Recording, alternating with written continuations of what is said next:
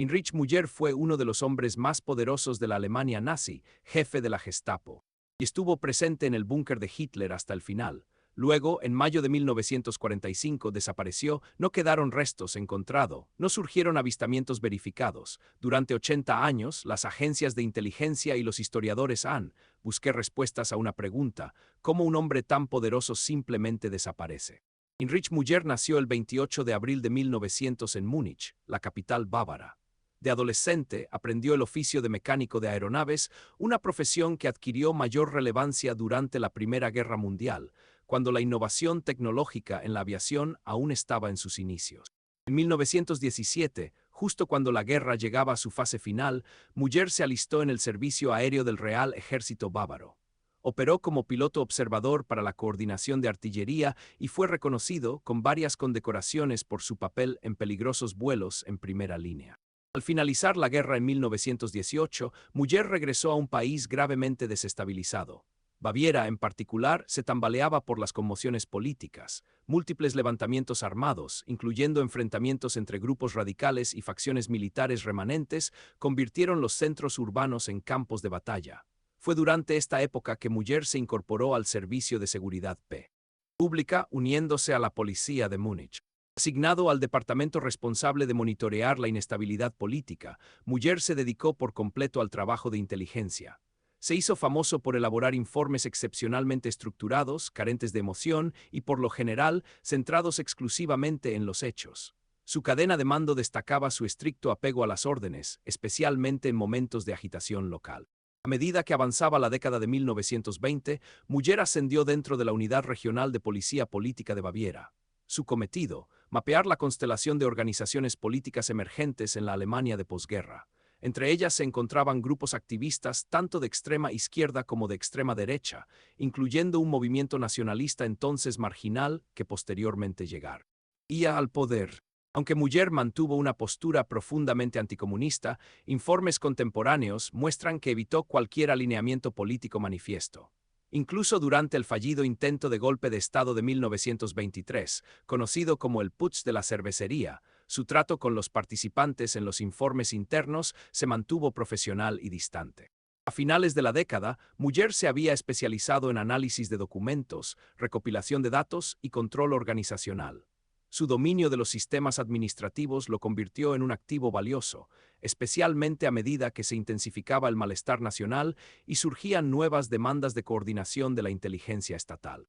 En 1933, mientras los cambios se extendían por el panorama político alemán, Münster destacó por su labor policial y fue reclutado para colaborar en la reestructuración de la inteligencia a nivel nacional. Su reputación de disciplina y precisión le valió un puesto en un organismo de seguridad interna, creado inicialmente para consolidar la vigilancia política en todas las regiones. Esta reorganización llevó a Müller a Berlín, donde comenzó a gestionar archivos de inteligencia, registros de vigilancia y comunicaciones transfronterizas. Durante estos años, Müller se alió con Reinhard Heydrich, uno de los artífices de las agencias de inteligencia y policía alemanas en tiempos de guerra. Heydrich, según se dice, valoraba a Müller por su rigor administrativo y su capacidad para gestionar grandes volúmenes de material confidencial sin filtrar información. En 1934, Müller formalizó su conexión con los círculos de inteligencia nacional. Durante los años siguientes, sus responsabilidades se expandieron rápidamente a varios departamentos, muchos de los cuales se centraron en amenazas internas como el espionaje, las conspiraciones políticas y las actividades de resistencia. Para 1938, sus colegas de Berlín lo consideraban uno de los archivistas y analistas más eficaces del sistema de seguridad. Esa reputación pronto lo llevó al centro de una importante reestructuración administrativa. A partir de 1939, Müller estaría a cargo de una división encargada de la vigilancia interna, las investigaciones y la contención de amenazas en todos los territorios bajo control alemán. Cuando estalló la guerra en septiembre de 1939, Müller asumió uno de los cargos de inteligencia interna más importantes de Alemania.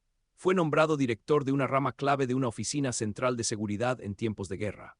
Su departamento se encargaba de gestionar informes altamente clasificados, establecer enlaces internos con las ramas militares y orquestar respuestas ante amenazas nacionales e internacionales. Con la rápida expansión del conflicto, las responsabilidades de Müller aumentaron. Su oficina dirigió importantes investigaciones sobre sabotaje extranjero, movimientos de resistencia locales e individuos sospechosos de espionaje o subversión en los territorios ocupados. También colaboró estrechamente con otras oficinas de inteligencia en tiempos de guerra, incluyendo servicios exteriores, Grupo S de criptología y agencias de contrainteligencia.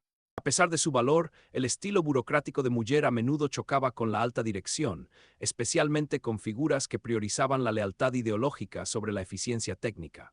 Sin embargo, Muller siguió siendo una figura irreemplazable, en gran medida gracias a su dominio de la logística de la información y las redes de vigilancia.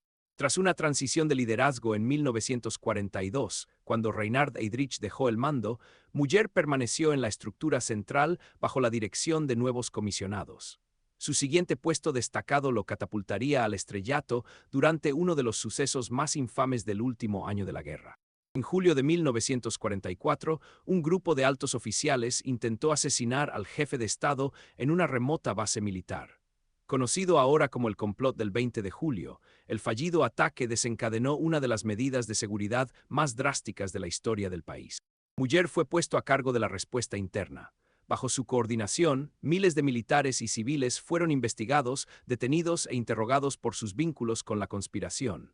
El personal de inteligencia bajo su mando llevó a cabo operaciones exhaustivas para desmantelar las redes internas y prevenir nuevos levantamientos.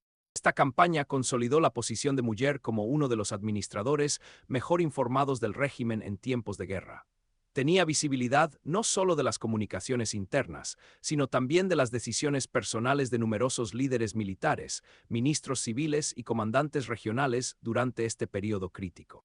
Pero la guerra se acercaba a su fin. A principios de 1945, el imperio, otrora extenso, se derrumbaba. Mientras las fuerzas extranjeras se acercaban a la capital, Muller tomó una decisión crucial: permanecer en el centro del poder, incluso mientras muchos huían. En abril de 1945, las tropas soviéticas entraron en Berlín. Si bien gran parte del liderazgo optó por escapar o reorganizarse lejos de la capital, Muller se quedó. Se trasladó a la estructura de mando fortificada bajo el cuartel general administrativo, conocida hoy por albergar a comandantes clave durante las últimas horas del conflicto. Allí Muller continuó operando. Revisaba las actualizaciones del campo de batalla, examinaba los mensajes interceptados y coordinaba el orden interno lo mejor posible. Entre sus últimas responsabilidades conocidas se encontraba un interrogatorio relacionado con un oficial superior que había intentado establecer contacto no autorizado con aliados enemigos. Los detalles son limitados, pero los registros confirman que Muller participó activamente en la gestión de la seguridad interna hasta el último día. Luego desapareció. Lo que ocurrió después desconcertó a decenas de gobiernos y desencadenó décadas de especulaciones. En el próximo episodio, examinamos los últimos días dentro del búnker. Examinamos las teorías, informes y búsquedas desclasificadas que siguieron y descubrimos cómo el misterio del destino de Muller se convirtió en una de las desapariciones sin resolver más largas del siglo. A finales de abril de 1945, Muller seguía profundamente involucrado en la coordinación de la estabilidad interna en las oficinas subterráneas bajo la sede administrativa de Berlín. Según testimonios de ayudantes y oficiales supervivientes, se le veía revisando documentos con regularidad, verificando al personal y supervisando la moral del grupo mientras el mundo exterior se desmoronaba. Quienes se encontraron con Muller lo describieron como tranquilo y muy organizado, que seguía archivando registros, realizando informes y realizando tareas de inteligencia a pesar de la pérdida casi total de territorio e infraestructura. Su última aparición verificada tuvo lugar el 1 de mayo de 1945. Testigos presenciales lo situaron dentro de la red administrativa adyacente al complejo principal. Esa misma noche, después nada más es seguro. Cuando las fuerzas aliadas entraron en Berlín, una de sus tareas inmediatas fue identificar, localizar e interrogar a altos funcionarios vinculados a la inteligencia de guerra. Dada la posición privilegiada de Heinrich Muller y su visibilidad en las operaciones internas, se esperaba que fuera uno de los primeros en ser capturado. Sin embargo, su nombre no figuraba en ningún registro oficial de arresto, ningún centro de detención reportó tenerlo retenido, y no se recuperaron restos que coincidieran con su perfil entre las ruinas. En cuestión de semanas, dos grandes potencias iniciaron investigaciones paralelas. el Cuerpo de Contrainteligencia de Estados Unidos y el Servicio de Seguridad del Estado soviético, cada uno con la esperanza de encontrar a Müller por diferentes razones. Las pistas iniciales eran contradictorias. Algunos cautivos alemanes afirmaban que Müller había sido asesinado cerca de Berlín, otros insistían en que había sido capturado por tropas soviéticas. La pista se complicaba por el hecho de que Heinrich Müller era un nombre común, incluso había dos individuos con rangos idénticos y un historial de servicio similar. A medida que las operaciones de búsqueda se extendieron hasta fines de la década de 1940 y principios de la de 1950, los testimonios comenzaron a sugerir algo nuevo, que Müller podría no haber muerto, sino haber desertado, voluntariamente o no, al este. Un exfuncionario de tiempos de guerra afirmó que Müller había sido visto en Moscú en 1948. Un desertor de inteligencia extranjera alegó más tarde que los superiores soviéticos le habían dicho que Müller había sido extraído entre 1950 y 1952. Ninguno de los dos relatos ha sido validado definitivamente. En Alemania Occidental, una investigación independiente abordó las afirmaciones de que el cuerpo de Müller ya había sido enterrado en Berlín en 1945. En 1963, las autoridades examinaron una tumba donde supuestamente se encontraron documentos con su nombre. Sin embargo, los restos recuperados no fueron identificables. Mientras tanto, surgieron informes de regiones lejanas que sugerían que Müller podría haber escapado a Sudamérica o más allá. Un hombre en Panamá incluso atrajo la atención de la investigación antes de ser descartado con base en el análisis de huellas dactilares. En 2001, un expediente de inteligencia que llevaba mucho tiempo en secreto fue desclasificado en Estados Unidos. Este reveló que, a pesar de los extensos esfuerzos, los investigadores no habían encontrado pruebas concluyentes sobre el paradero de Müller después de la guerra. El resumen final concluyó que existían fuertes indicios, pero ninguna prueba de que muriera durante la caída de Berlín. Igualmente fuertes indicios, pero ninguna prueba de que hubiera sido secuestrado o manipulado por inteligencia extranjera posteriormente. Hasta el día de hoy, no existe ningún avistamiento documentado ni registro que dé cierre al asunto. Heinrich Müller sigue siendo el único miembro de la principal administración de inteligencia alemana durante la guerra cuyo destino final se desconoce por completo. En una época de registros meticulosos y una búsqueda global de responsabilidades tras la guerra, su desaparición se erige como quizás el misterio más persistente de las secuelas del conflicto. El hecho de que una figura a la que se le confió tanta información, tanto para la defensa como para la traición de una nación, pudiera simplemente desaparecer pone en entredicho no solo nuestra comprensión de la historia, sino también nuestra confianza en poder recuperar algún día por completo el pasado. A medida que la Segunda Guerra Mundial se convertía en un lejano recuerdo y la Guerra Fría se intensificaba, la desaparición de Heinrich Müller adquirió una resonancia diferente. Más allá de la conclusión histórica, los gobiernos de ambos lados de la creciente división geopolítica percibieron el caso sin resolver como una cuestión latente con implicaciones estratégicas. Müller había supervisado miles de operaciones de seguridad, iniciativas de contrarresistencia y casos de inteligencia extranjera en toda Europa. Si hubiera sobrevivido, donde quiera que estuviera, su conocimiento seguía siendo extremadamente valioso, no solo para la memoria de la guerra, sino también para comprender vastas estructuras internas ahora desmanteladas. Estaba muerto en Berlín, enterrado anónimamente bajo los escombros de una capital caída. O estaba vivo, absorbido silenciosamente por la red de inteligencia de posguerra de una superpotencia resurgente. En los años inmediatamente posteriores a la guerra, los funcionarios soviéticos negaron sistemáticamente haber capturado a Müller.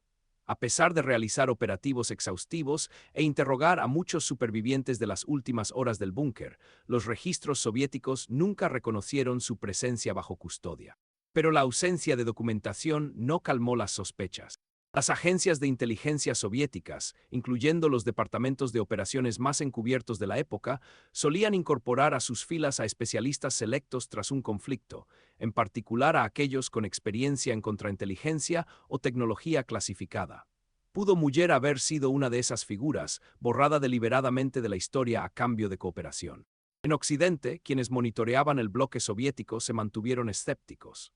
Las agencias de inteligencia de Estados Unidos, Gran Bretaña y Alemania Occidental seguían sin saber si el silencio era una negación o evidencia de algo mucho más intencional.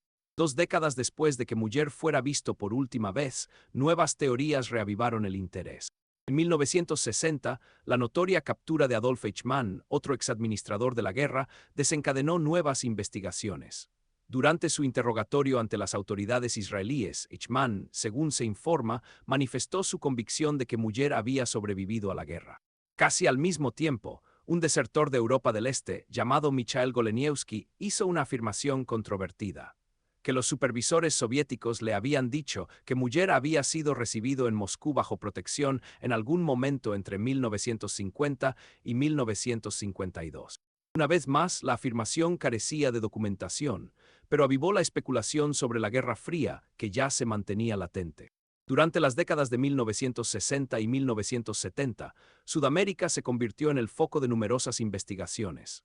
Tras la confirmación de avistamientos y extradiciones de otros oficiales de guerra, varios servicios de espionaje investigaron rumores de que Müller también había escapado a países como Argentina, Brasil, Bolivia o Paraguay. Una pista apuntaba a un hombre que vivía bajo el nombre de Francis Willard Kate en Panamá. Los investigadores creían que coincidía con varias descripciones de Müller. Se obtuvieron sus huellas dactilares para compararlas, pero no coincidieron. Una vez más, el rastro se enfrió. Se interrogó a otras personas en distintos continentes bajo sospecha, pero ninguna fue confirmada. A finales del siglo XX, las autoridades de Alemania Occidental renovaron sus esfuerzos para analizar tumbas, archivos y declaraciones sobre posibles lugares de enterramiento. Una pista especialmente convincente surgió en un informe del sepulturero Walter Luders, quien afirmó haber ayudado a enterrar a un general con los documentos de identidad de Müller en un cementerio judío de Berlín. Cuando se examinó la tumba décadas después, no fue posible analizar los huesos con fiabilidad. Los restos estaban demasiado mezclados como para que el ADN o los análisis forenses pudieran establecer una coincidencia definitiva. Un final frustrante para lo que una vez pareció prometedor. En 2001, el gobierno de Estados Unidos publicó su archivo de inteligencia desclasificado sobre Heinrich Müller a través de la Ley de Libertad de Información. Cientos de páginas revelaron décadas de investigación, cooperación internacional y pistas inconclusas. El expediente confirmó que la inteligencia estadounidense había buscado constantemente a Müller desde 1945, incluyendo acciones coordinadas con socios europeos. Sin embargo, los documentos desclasificados dejaron una cosa clara: nunca se había establecido contacto con Müller después de la guerra, a pesar de las exhaustivas investigaciones realizadas en varios continentes. La conclusión del expediente ofrecía una profunda ambigüedad, que había fuertes indicaciones tanto por la muerte de Müller en Berlín como, por el contrario, por su posible detención por parte de un gobierno extranjero, concretamente una potencia de la Guerra Fría. Sin embargo, ninguna prueba demostró de forma concluyente ninguno de los dos resultados. Nos quedamos solo con teorías. La posición de Müller en la cúspide de las operaciones internas le dio acceso a archivos sensibles, protocolos de inteligencia, comunicaciones en tiempos de guerra y posiblemente a las rutas de supervivencia de otros funcionarios desaparecidos hace mucho tiempo. Conocía no solo la arquitectura interna del Estado, sino también las debilidades personales y compartimentadas de su liderazgo. Su cartera incluía detalles sobre misiones encubiertas, estrategias de aplicación de la ley, contactos en el extranjero, interrogatorios y redes destruidas. No es de extrañar que su caso haya fascinado a generaciones de historiadores, analistas e historiadores de inteligencia desde entonces. Porque su propio conocimiento no solo podría haber puesto en peligro a otros, sino también haber transformado las narrativas si hubiera salido a la luz después de la guerra. De estar vivo, Müller tenía todas las razones para desaparecer para siempre, y de ser capturado, quienes lo retenían tenían todas las razones para no hablar jamás de ello. La desaparición de Heinrich Müller no es simplemente un caso de desaparición. Es un prisma a través del cual vemos la encrucijada de la historia, la inteligencia, el secretismo y la guerra. Fue uno de los pocos altos funcionarios en tiempos de guerra cuyo destino nunca se ha resuelto y permanece totalmente indocumentado, más allá de una sola tarde de principios de mayo de 1945. Hasta el día de hoy persisten preguntas. Quedó abandonado y perdido entre las ruinas. Lo capturaron y lo silenciaron. O eligió desaparecer, borrando décadas de su vida. La verdad aún puede estar enterrada, en un documento olvidado, en una tumba sin nombre o en un archivo sellado en una capital lejana. Hasta entonces, su desaparición sigue siendo uno de los últimos grandes casos sin resolver de la Segunda Guerra Mundial. Para un hombre que alguna vez fue responsable de supervisar miles de informes de inteligencia, operaciones de seguridad interna e investigaciones de alto nivel en toda Europa, el legado de Heinrich Müller está extrañamente definido por lo que hacemos no saber. A lo largo de su carrera, operó desde la sombra, interactuando con el poder, la información y el control en los niveles más altos de la autoridad en tiempos de guerra. Su rol no se basaba en el carisma ni la ideología, sino en el cálculo, los sistemas y la imposición silenciosa. Desde el surgimiento de la inteligencia centralizada en la Alemania de antes de la guerra hasta los corredores subterráneos de Berlín en 1945, Müller estuvo presente en casi cada capítulo crítico de una nación que se desmoronaba por sus costuras. Y luego se fue. Las preguntas que quedaron aún resuenan a través de la historia. Murió en el colapso final, quedando sin identificar entre miles de víctimas. Su conocimiento fue considerado valioso por una potencia rival y silenciosamente absorbido por el tejido del espionaje de la Guerra Fría. ¿O acaso orquestó su propia desaparición, asegurándose de que su memoria fuera borrada tan limpiamente como los archivos que alguna vez controló? Este caso nos recuerda que no todos los rompecabezas de la historia encuentran su pieza final, los registros desaparecen, los testimonios se contradicen, y a veces el silencio se convierte en la huella más duradera de todas. La ausencia de Müller se ha convertido en su propia presencia, un símbolo de la facilidad con la que las figuras poderosas pueden eludir los regímenes en declive. Su historia no solo sirve como un misterio, sino como una reflexión más amplia sobre las turbias consecuencias del conflicto y sobre cómo la inteligencia en tiempos de guerra reformuló los cimientos del poder de la posguerra. Para historiadores, archivistas e investigadores, su desaparición sigue siendo un motivo de curiosidad y precaución. Y para el mundo que vino después, su historia es un recordatorio silencioso de que incluso en la era de la documentación y la rendición de cuentas, algunos secretos tal vez nunca puedan recuperarse.